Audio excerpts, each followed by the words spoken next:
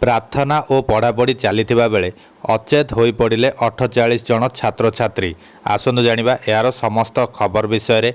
समग्र देश में प्रबल ग्रीष्म प्रवाह जारी रही। किछि दिन हेलानी तापमात्रा 45 डिग्री सेल्सियस तलकू खसु नाही। दिल्ली रे तापमात्रा 49.9 डिग्री सेल्सियस रेकर्ड करा जायछि, जहाँकि 100 वर्षर रेकर्ड को भांगी देइछि। यह व्यतीत राजस्थान, हरियाणा, मध्य प्रदेश, उत्तर प्रदेश और बिहार रे भी भीषण गरम हेउछि। ग्रीष्म प्रवाह को दृष्टि रे रखी अनेक राज्य रे स्कूल और कॉलेज आदि को छुट्टी कर दिया जायछि। किंतु एते गरम सत्वे बिहार रे स्कूल छुट्टी होई नाही। प्रचंड खरा तातिरे पिला स्कूल को आसुछंती।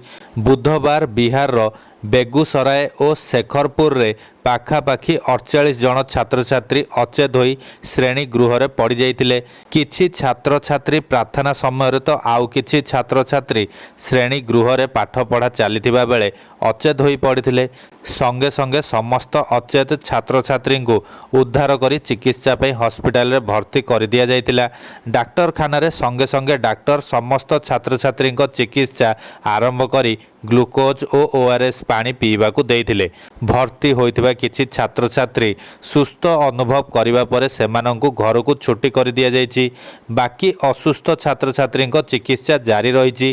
प्रचंड ग्रीष्म प्रवाह सत्वे स्कूल गुड़िक खोला रहिबा सहित पिलांकु डका जिबाकु नै अभिभावक माने प्रश्न करी कहिसंती एते खरारे घरु बाहरी हेउ नाही।